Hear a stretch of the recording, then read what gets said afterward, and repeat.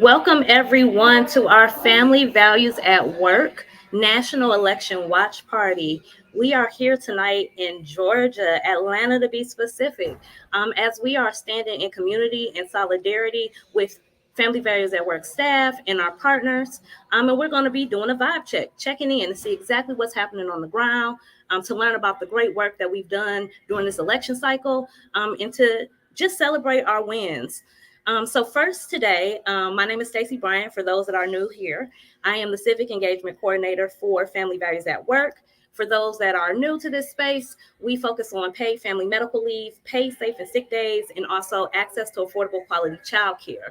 We know the center of our work is around caregivers and caregiving, and this is why we're here, to be in community with each other. So we would like to start with our own host here in Atlanta.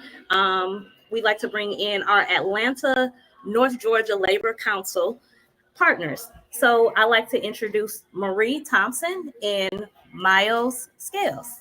Hello, everyone. How you doing? Thank you for being here with us. We are excited and proud of the work that we've done here on the ground at Atlanta North Georgia Labor Council. We have 60 union affiliates underneath us, as well as being underneath the Georgia AFL-CIO. We have touched 14 counties in the southernmost part of Georgia, places like Coweta, Douglasville, Paulding, Henry County, amongst many other counties, where we are proud to say that we have knocked too many doors to count. The feedback that we got from our union members, since we are member to member, has been great. We are surprised in some of the most rural areas, the great feedback that we received, the Harris signs. We just appreciate everyone and all of our canvassers and everyone that just helped and volunteered even for free. Like, we just are so thankful for everyone's collaborative help, and we look forward to a win. Awesome. So what I'd like to ask you, Miles, specifically is, why did you use your vote today to show the power in your voice? What really got you out to the polls today and kept you engaged in the community? Well, I feel it's imperative that we find the power in ourselves to go out and vote. I mean, it's something that our ancestors and our elders have fought for. It's really important. I mean, even if you don't exactly like all of the candidate picks you have, it's still very, very important that you go and vote on your state municipal races. I mean, everything is very, very important. So please, to everybody out there, vote. Thank you so much, Miles. And then we also have Sandra Williams, who is also from our Atlanta Labor Council. Good evening, everyone. I just want to come on and say I'm so incredibly proud of this partnership and what we've done over the last 3 months. It's been incredible work, and we know that the results will show that incredible work. So thank you, everybody. Have a safe night, and I hope you all voted so we can see the results shortly. Thank you so much. So yes, it is now officially 7:04, and we know that on the East Coast, the 7 p.m. results are starting to roll in. So definitely stay tuned to your local news stations to catch that. Also here, one of our partners in Atlanta is Bar Business. I like to bring Bree Simpson, who is our founder from Bar Business. Bree. Hi, how are you? Greetings, good. everyone. Thank you so much for joining us. So, Bree, you can share a little bit about your organization and what has the vibe been on the ground, especially during GOTV and knocking doors and making calls and texting and all the amazing things that you and Bar Business have done during the cycle. All right, so Bar Business, we are a Justice Impacted led, Justice Impacted founded, Justice Impacted centered organization. And we believe that we have to express ourselves, our voice, and build our personal power through obtaining our political power, our electoral power. So with that said, our civic power and the vibe in all of the counties where we've been, in the 60,000 doors that we've knocked, folks have been joyous, really excited to remain a democracy. Folks have been equally, some folks have been really nervous about what November 6th could look like. I think as Georgians, I think I really realized in this election here that we are not as far as we thought we were. Getting out on some of those doors, we have realized that in some counties, we it's still Jim Crow South, and we have a lot of work to do. But folks have been excited to do that work, and we've been excited to do that work collectively in community. And I think that our community, we know that we have work to do, and we're ready to do the work. Thank you so much. We really appreciate your partnership. And we have more to come with some of our other states that will be checking in during this watch party vibe check. Thank you, Bree. So yes, as Bree mentioned, that we know that anxieties are high, fears are valid, but we've done the work. We know that the work will continue after the election results pour in, but now we're actually going to check in with another one of our partners. We have EJ Jenkins, who's from our Black Labor Business Week. Is EJ on with us now?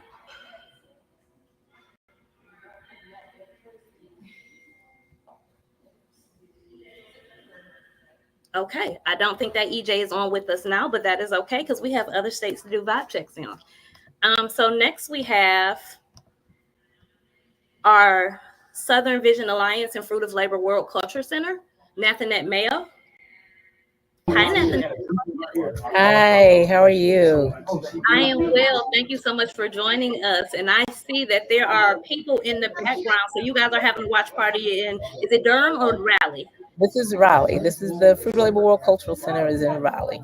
Okay, So awesome. we've got workers here. We've got some children here, families here, enjoying the night, playing games. We've got some good food going on and good music going on, and we're watching the polls come in and kind of getting a little break from all this work that we've been doing all week. At the polls, we did a lot of work at early voting. And we've just been out there knocking doors and doing what we can to get people excited and to get them out to vote. Awesome. And you hit the nail on the head when you talked about family. You got kids in the background, you got workers, you got caregivers, you got educators, you got labor people. So that is what community is about. My question to you, Nathanette, specifically is why is it essential for all citizens to feel like their vote matters?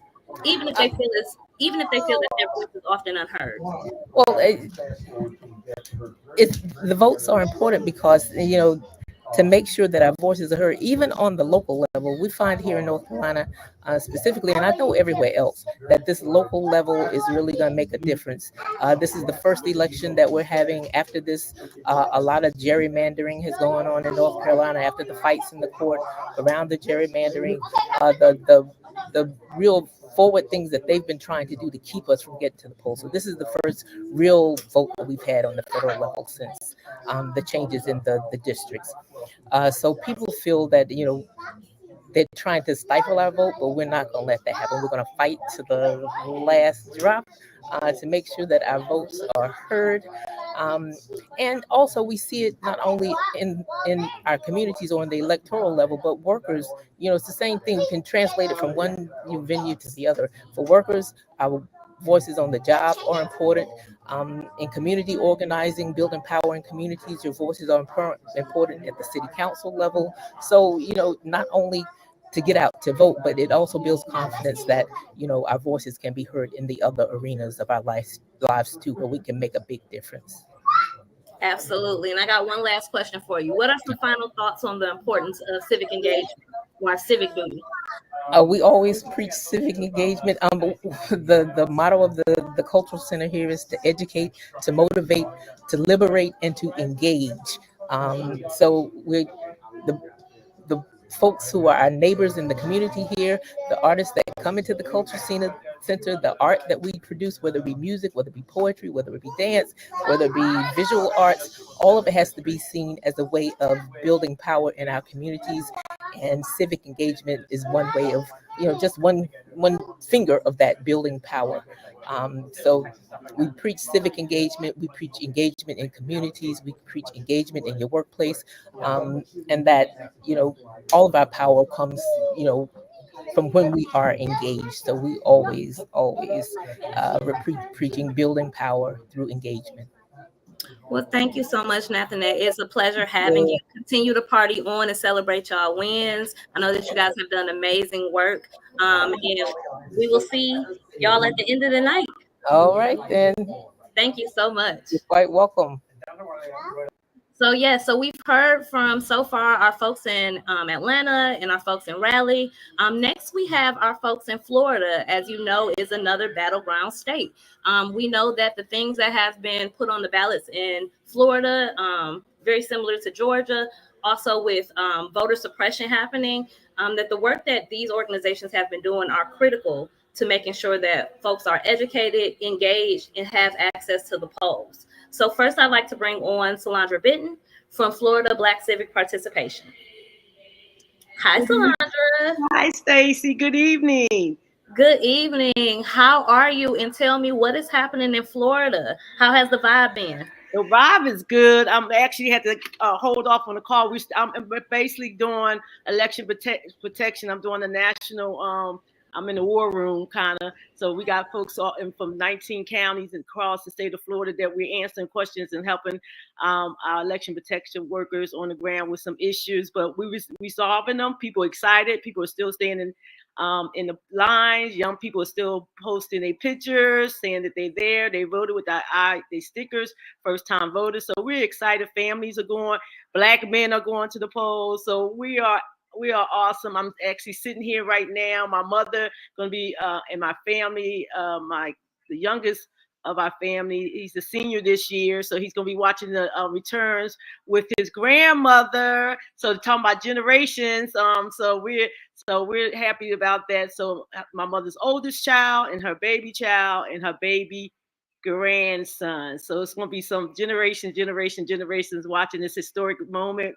And we're excited about that. And we're excited about our partners in FAMU, UCF, Eatonville, the oldest Black town in Florida. We host election parties. They're going to be coming on. I'm sure you'll hear from them. So we're just excited. We're excited about the young people. We're excited about, we had one today, was 100. Mom, how old was she that voted today? In Apaka, 107 years old that voted and cast her ballot. So we just getting some good stuff. You know, people tried to get crazy early in the day, but we shut that down because we're not having none of that, because we're about the joy and the freedom. So we're just happy that people is getting their votes in. That is a beautiful thing. 107, and you got someone in your family that's voting for the first time. That is a beautiful thing. So a couple of them run for the first time. So tell me a little bit more about the communities that Black Civic Participation represents and what your membership looks like. Like, who are the folks that were on the bus tours and that were knocking doors and phone banking and texting? Yes, so we had our students from FAMU, we had our students from Valencia College, Community College, we had some returning citizens, we had national partners, we had Melanie Campbell, we had the national president from Zeta Beta, we had Sharon, we had a mixture of folks, young people, because the ballot, the power of the ballot tour started actually in Florida last year. We did HBCU tours, making sure that we engaged the students early, not waiting until we got to this season of election time. They was very appreciative, educating them on why it's important for them to talk to their friends and inoculate them on things that they will hear that misinformation that is not true. So we seen that we had to plant that seed, very, very early. The students was appreciative of that. And so we were able to do that with them. And when we came back, I mean, these students was up at 6 o'clock in the morning. What college students get up at 6 o'clock in the morning? ready to go, ready to pour their peers out to come, dancing in the streets, ready with energy, ready to cast their vote. We had young people that couldn't vote, had signs saying, please vote for me. I'm not, old enough to vote, but please come, please vote, for me. Just exciting. Everybody in the community just was engaged, regardless if they was able to vote or not. They was coming and voting and coming and showing up with their families for a purpose that we know that we cannot go back. We must move forward. And especially in Florida, I don't know, it started here where they wanted to erase our history in our schools. And so our community pushed back on that and with the message telling them we will not be erased and we will not go back. we will go forward. So this is an exciting time for Florida. We thank you all for your partnership and how you all continue to work with us. And when other people want to count Florida out, you all keep counting Florida in, and we appreciate that. We are not counting anyone out. We are family. We are a team, and this is why we're celebrating tonight. And I thank you for being here with us, which is a perfect segue because we know Florida's a big state. We got other folks in the building from Florida. So Karen Miller. I am speaking to you all from University of Central Florida, and I have representatives from the Caribbean Students Association who is hosting the watch party, and we are out waiting for our to be able to set up so that we can get going. But I'll let these young ladies step in and speak and introduce themselves. Hi, I'm Destiny. I am the event coordinator for the Caribbean Student Association, as well as I am chairing our voter forum / watch party for tonight. And this is Hi, my name is Sarah Axius. I'm the president of the Caribbean Student Association, and I'm also helping with this event today. yes. Well, I thank you all for being a part of this wondrous occasion and wonderful night. I'm very curious speaking to the young ladies that you have with you. What was it like for you all on the ground, being so young and being so engaged? Like, what did it feel like talking to your peers about this election cycle, or even about the things that are on your ballot in Florida? It was a little disheartening to know that kids of our generation don't want to vote and don't have proper knowledge on what's on the ballot. All they care about is Amendment 3, which is important. However, why do you want to vote yes on Amendment 3, as well as a lot of people are wanting to vote no on Amendment 4? And that's another big issue, especially with the overturning of Roe v. Wade, as well as a lot of people don't have proper knowledge on the policies of both candidates for the presidential election. And they just assume that, well, because of their own opinions, they are choosing the other candidate rather than the greater good of society and the greater good of America. It's just lack of knowledge as well as a lack of care for what's going on in our community, especially with us being young Black kids in Florida, an all red state. So it was just disheartening to know that people don't want to vote. People really don't care about the election or what's going on. So I've been trying to keep people as informed as possible, but I can only do so much because at the end of the day, kids gonna be kids and they're gonna do what they want to do. That's true, but you're doing the good work. And you are the bridge between my generation and your generation. So I applaud you and I thank you for continuing to show up. Thank you. You're welcome. Okay, so my final question to you all, what are you most excited about tonight in a very nonpartisan free way? What are you most excited about tonight during your watch party? So it's like a watch party and a forum. Basically, we'll be discussing like different policies and topics regarding the election. But I personally, nonpartisan, something that I'm excited about is basically when I was like advertising this forum and this watch party, I was basically saying that you'll be able to remember who you were around and who you were surrounded by and what you were doing, like when this election result was announced, no matter what is announced, but hopefully Harris. But everybody like remembers where they were 2016, 2020, what it was like the next day going to school. So yeah. I feel like that's kind of an exciting part to know that you'll be a part of something big with a group of people and you'll be able to say that you experienced this election together with however it turns out. So yeah, I think that'd be fun.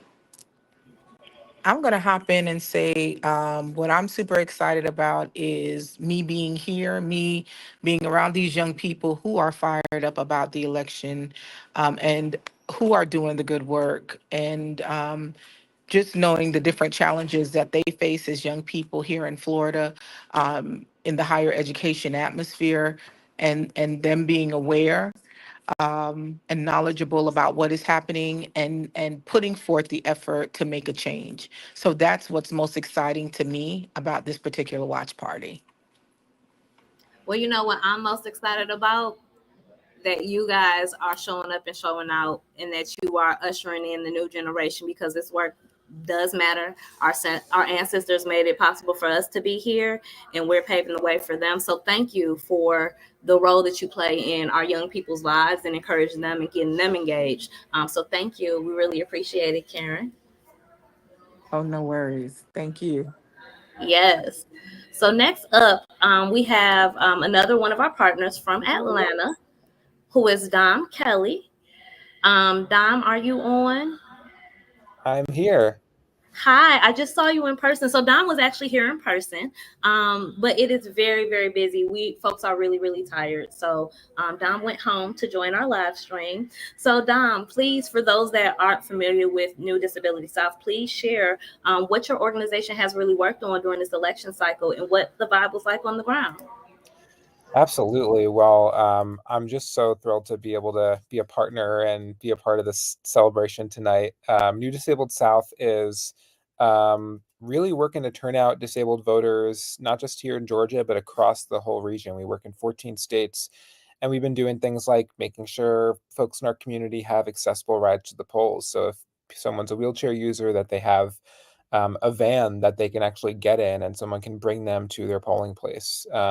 We have been making sure that folks, when they go to vote, understand what their ballot measures are. So we translated our ballot measures in all 14 states into plain language so people can easily understand what they were going in and voting on. We were texting voters, we were educating voters for months before the election, making sure folks understood the rules and the laws around voting because so much has changed since 2020.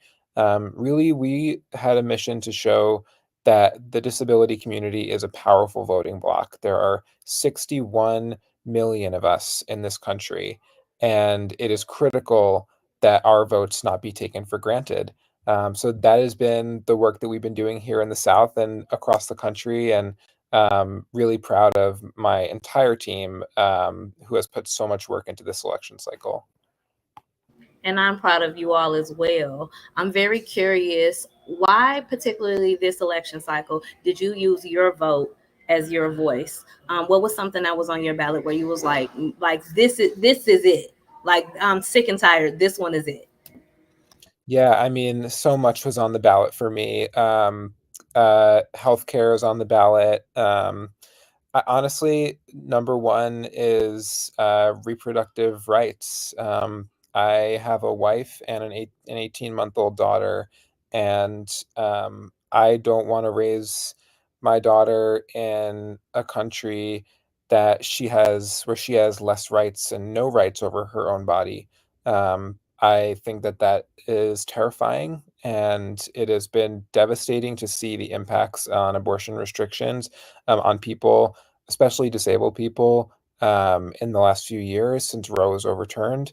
And I'm really, really, really hopeful that we can see things turn around. But that is why, I mean, again, voted for a long list of reasons, but top of mind for me was I'm doing this for my wife, I'm doing this for my daughter and our family's future.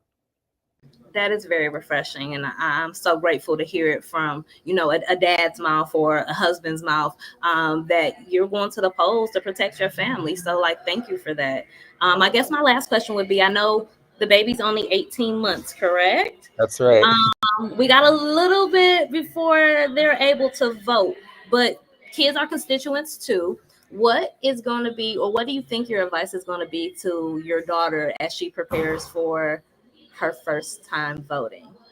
What would be your advice? Well, yeah, well, she's got an activist and organizer dad and an activist mom, and so I don't think she's ever gonna get away with not voting. She's gonna hear all about voting her whole life. And my advice for her, which is what has always been told to me, is that I need to vote my conscience. I need to vote my heart, and that this is a right and a privilege that's given to me, and that even though it feels sometimes like we are powerless, we actually are very powerful, and our vote is just one tool that we have, but it is a critical tool. So my advice to my daughter is going to be: you show up and vote, and you vote what's on your heart. and you vote for your future and you vote for your family's future. Absolutely. Thank you so much, Dom. It was a pleasure to see you in person and for you to join our vibe check. So continue to put up the good fight and do the good work. So yes, thank you for joining us. Thank you. So next we have Sammy Shaven Grant, who is our federal director for Family Values at Work, who has some updates for us as well. Hi, everyone. Good evening. Thank you for joining the conversation. I'm really proud to be here with Staci in Atlanta, Georgia, and our partners are streaming into our live stream. The folks from Poder Latinx in our network are actually literally showing up right now from their election protection work and from getting out the vote throughout the state this week. I myself live in Washington, D.C., but I was born and raised in Charleston, South Carolina. I have gone to school in Pennsylvania, so I know that every state and every community has different needs when it comes to voting and showing up. So I just want to applaud everyone who did show up today. I think that it can be really hard to see a value in showing up. I know that people are often under the impression that there is no point in showing up, my voice doesn't matter. But I think tonight,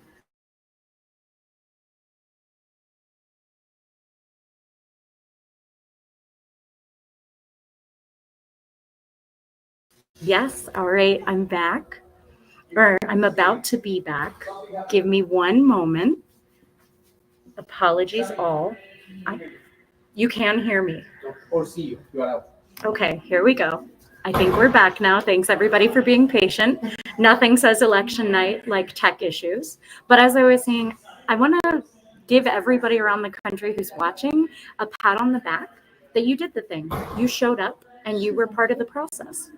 So thank you everybody for joining us. And I want to turn it back over to Staci tonight, just in terms of federal work.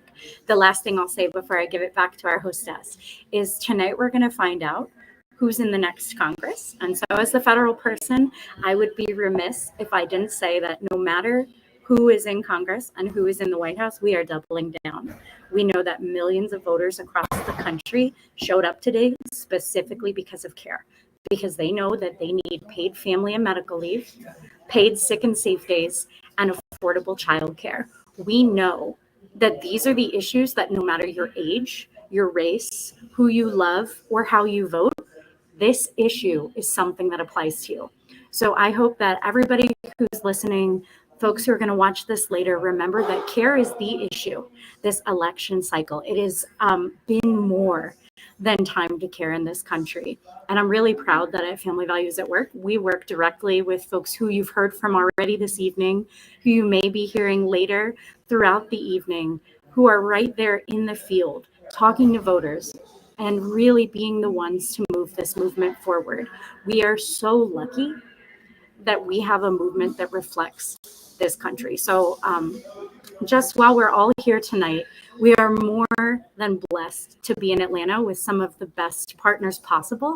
And I am really proud to now introduce one of my favorite caregivers and one of my favorite humans, Erica Clemens Dean, who is the Deputy Director of Family Values at Work and also a native Georgian. So let me scooch over and let Erica take the mic. Hello, everybody. I am so excited that it is election night, first of all. If you all don't know, Georgia is the battleground state. I'm claiming it now. But we're going to show out as we usually do. We turn out, we hit record numbers. I'm sure some other folks have mentioned, but we hit record numbers. In early votes. So really excited. Our polls are closed now officially. So folks are winding down. They're coming in. They're watching the elections. We're celebrating because regardless of the results, we need to celebrate. We have done some amazing work on the ground. Canvassers, we salute you. Caregivers, childcare providers. It has been so many people that has contributed to the success of leading up to today. So again, we're super excited. We're glad that you all are watching Georgia. watching Pennsylvania, watching Wisconsin, all of the states that we need to show out today. We know that it's going to happen. We're thankful and grateful for all of our network partners that's a part of Family Values at Work, and some of our partners that we've been working with over the course of this year just to engage with paid leave and childcare. So really excited, looking forward to the results. Probably tomorrow, not tonight. But we'll come back and check in with you all just a little bit later when we have a little bit more results. Thank you. So yes, thank you so much, Erica and Sammy, for sharing tonight. We have one more partner in the room that is coming to the camera in a second. But I just wanted to take the opportunity again to congratulate everyone. This has been a long year. And folks have given their blood, sweat, and tears. They have given their blood, sweat, and tears to this work, to make sure that their families are provided for, to make sure that their voices are heard. It is truly a testimony of our work that there is power in numbers, there is power in people, and that we believe in community. We believe in maintaining democracy, and we believe in making sure that our votes are counted to change the world to be a place that we would like it to be. So we are waiting on our very last partner.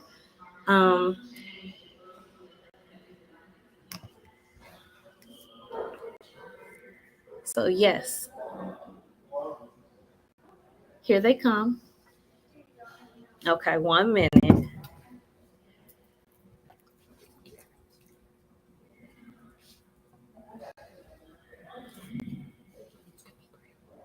Oh, and actually we have Poder in the house now. So no. Oh, we do not have Poder because they just finished the election work, election protection work. We actually have a very VIP guest, and I actually would like Erica to introduce them because they're from Georgia. 1 second. How are you? All right, so you know we have to represent very well and bring in all of our local celebrities. So I want to introduce Yvonne, president of Georgia AFL-CIO, and let her talk a little bit about what's been happening down here. Hey, good afternoon or good evening. I'm Yvonne Brooks with I'm the president of the Georgia State AFL-CIO, and we have just been rocking it, knocking doors, making phone calls, doing texts, and making sure that we get our members out. And I'm feeling really hopeful for this because we're getting a good response from the ground. But there's been a lot of hard work that's been put in, and we are so grateful for everybody that went out and voted. We've been asking people to bring their families out, make a plan. People made plans, and hopefully at the end of the day, it will all turn out right. But this is great. I'm excited. I'm not going to keep you much. Thank you.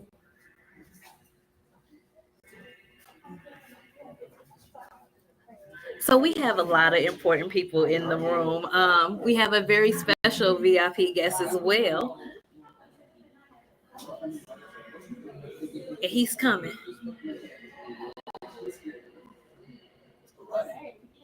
Bishop Van, if you would like to talk to the people. I really would love to talk to the people. Thank you so very much. Well, how is everybody doing tonight? If you're not feeling great, it's something wrong with you. Because victory is in the air. It's in the atmosphere. I feel it. And we are definitely going to win this thing. If you have nothing to be sad about, you can be happy tonight because we're going to save our democracy. Because you and you and you went out and voted. And you got other people to go out and vote. And we're going to save our democracy for the future of our young people and for the future of this country. Thank you so much for your efforts and all the work that you've done to make sure that this election was an election where people would go out and vote and you would vote yourself.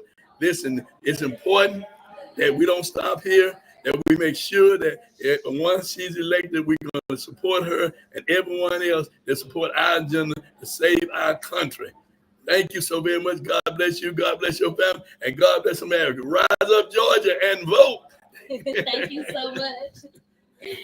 Yes, so we have so many people in our watch party. I wish you guys could see the inside. So I'm doing a little bit of running back and forth. But we actually have somebody who's from the great state of Michigan, which I'm actually from.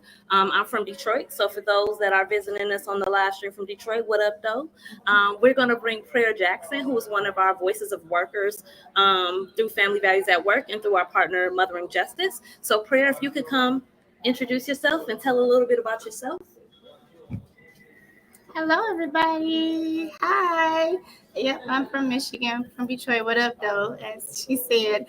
So yes, I just wanted to come on and say, yes, I'm so grateful for everybody going out and vote. This is so important. This is one of the most important elections in my lifetime. So Family Values at Work, we are fighting for paid leave. As a mother of 5 beautiful children, going through a traumatic childbirth and having to go straight back to work after having my baby and having a birth injury or my baby having an injury. So paid leave is just such an important thing. And so Family Values at Work is fighting for those things because we all need that.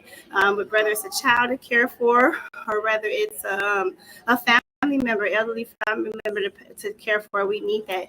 And my main org is Mother Injustice in Michigan, fighting for the rights of Black and Brown mamas, right? And so we all know that being a woman is hard, but being a Black mama is really hard, right? So therefore, we are fighting for the rights of Black and Brown mamas, paid leave, essential items. We do diaper drives and period drives, just trying to bring things together for the woman in our lives, right? Because we all love our mamas. You got your mamas, you got our grandmas, everybody that has raised us, right? And so we're hoping to have, and we will have, not hoping to have, that strong, proud Black woman as our president, So, yeah, just want to say hi to everybody, and we thank you so much. And I just want to say hi. Y'all have a good night. Thank you so much, Prayer. So a lot of the work that we do is really empowering everyday people and meeting them where they are, in allowing them to be the bridge and educate the community and mobilize the community. So thank you, Prayer, for joining us. So now we also have EJ Jenkins, who's going to join us from Indiana. Is EJ on?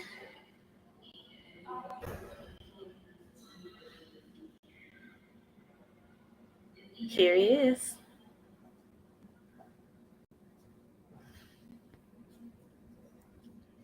Just waiting for our visual. Tech sometimes is not our friend.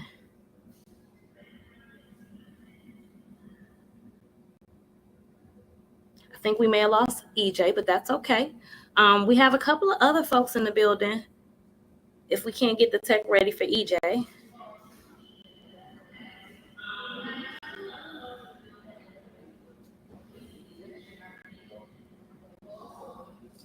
Bear with us.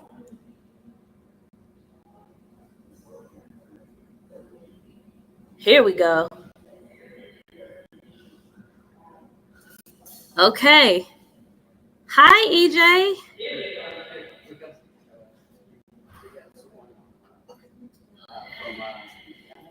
Can you hear us, EJ? And are you able to speak so we can see if we can hear you?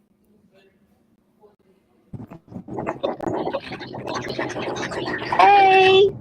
Hi, Letitia. Hey, I'm Letitia with Black Labor Week Project out of Gary, Indiana. And we're on our way to one of our 2 watch parties that we have here. So our narrative is to change the parallels between the Black community. Oh, that's our mission.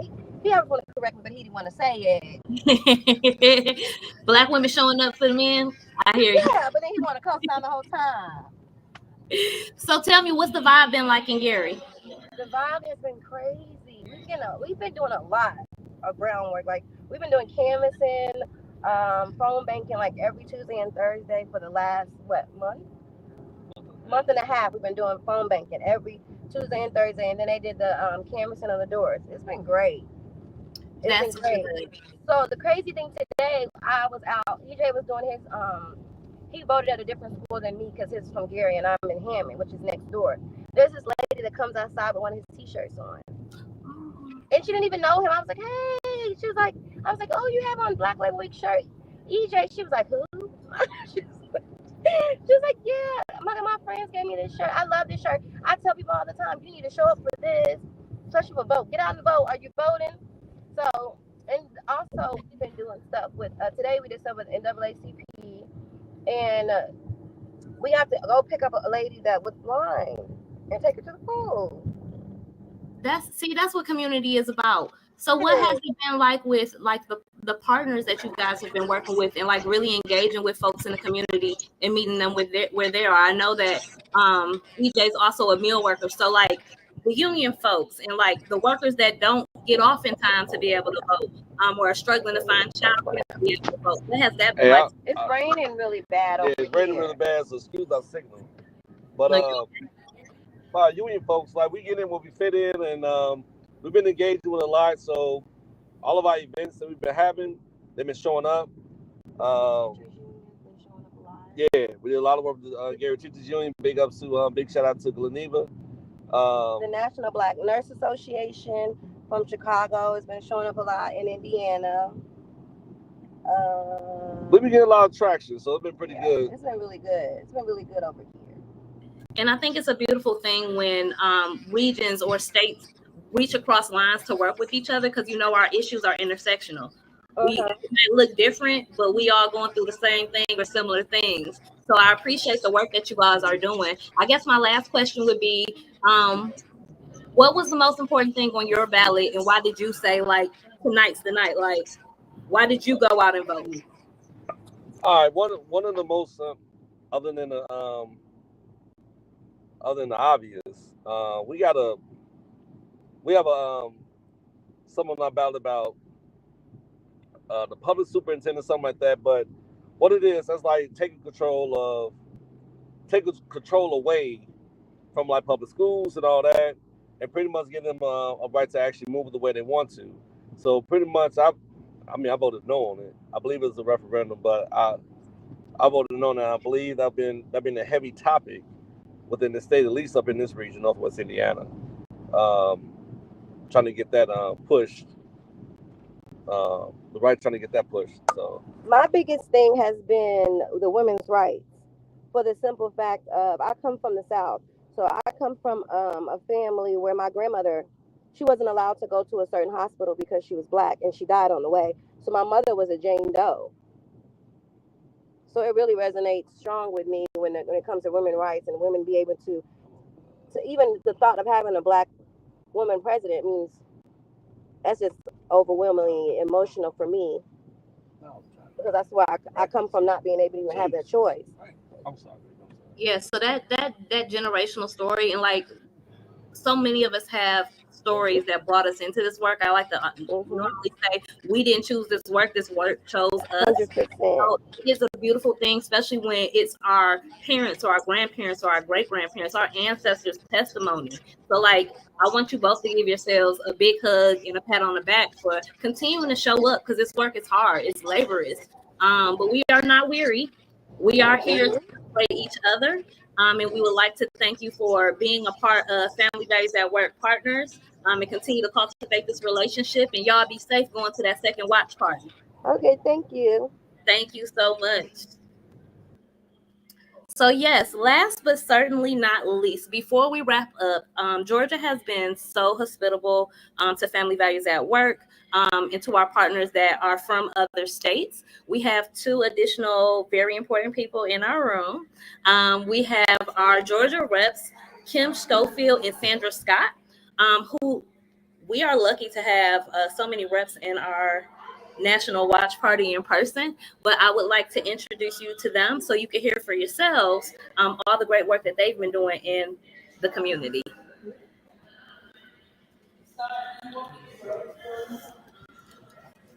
Well,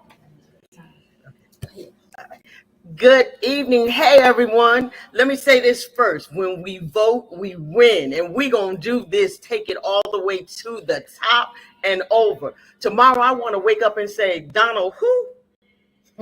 But let me tell you something. It is because of you. I'm State Representative Kim Schofield. I represent Fulton County near the airport in Atlanta. And I'm just so happy to be here with Family Values at Work. Listen, everything they do is over the moon great. It is making sure that we're protected in the workplace. It is workers' rights. It's working with union. It's making sure your voices are heard. So I'm proud to partner with them and been with them for many, many years. And we'll continue to be on the lines and fight. But today it's about history in the making, and you are a part of history. What if I told you your vote was the winning vote that took us over the top? See, every vote counts. And so I'm here today. Not only was I'm proud because I was on the ballot with the first Black woman president. That sounds so good, y'all. But that I'm standing with my colleagues and that we're making such history that for my children and my grandchildren, great-great-grandchildren will know this moment that we stood in the gap for everyone that went before us and everybody that's going to come after us. So you've paved the way and you've allowed us to take that next step to change history. Thank y'all so much for stepping up, for showing up, for speaking up, speaking out. We gonna get this tonight and we gonna celebrate the victory all day long. Listen, don't get weary, don't get frustrated. This is the beginning. We got a lot of work to do. We got to help push her over the top to make her better. And we can't do that without you. So even when this is over, our work continues. We stand together, we stand strong. Thank y'all for being on this great team. Here's my colleague and my ride or we just go. I can't say ride or die. Come on, homie. Come on, homie. Hey, good evening. Good evening. I'm just gonna say, when we fight, we win. I'm State Representative Sandra G. Stocks, the Chief Deputy Whip for the Georgia House Democratic Caucus, and I'm just so excited, so happy for this day. I woke up this morning thanking God. I said, Lord Jesus, I know that joy gonna come in the morning. Joy gonna come in the morning to all of you. To all of you, I want to say thank you for going out to vote, for getting your sisters, your brothers, your cousins, Bobo, Larry, Peter, and James, Melissa, Sandra, and Sue, getting all of your relatives and friends to come out and vote, because this is the most important election of our life, because we know what the orange man have been saying, and that is why we are here tonight to celebrate the winning of our vice president, who will now become the president of the United States of America. And I'm glad to be on the ballot with her. Glad to be on the ballot with her. And again, I said, thank you for everyone for going out to vote. But just know, we still have a lot of work to do, and we are ready, because when we fight, we win. Woo! Thank you so much. We're going to keep it moving, y'all. Keep it moving. Yes, so thank you so much to our reps for showing up and showing out for us today at our watch party. I have two final additional guests that we would like to celebrate. They've been doing this work for a long time, probably since before I was born. Since before I was born. But I would like to introduce you to Eric Richardson from the Coalition of Black Trade Unionists to share some words with you. Hello, everybody. It's time to get ready for that victory dance, because guess what? It's over. It is time to bring America back together again, to make it more than what it's ever been. It's a new day. It's time for change. I want to thank everybody who got out there and voted. And I ran into a young lady today that was at the wrong polling places, and we directed her to the right place. And she said her mama told her this vote was too important not to vote. So thank you, mama. We appreciate you sending your child out there to get that vote done, because we're going to win this thing. And we're going to make a change in America and a difference, as Georgia always does, in the world. Thank you once again. Thank you so much. Thank you so much, Eric.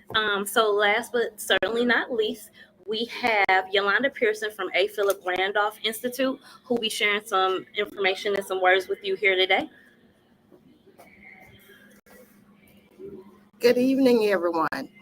It is so wonderful to see everyone out tonight.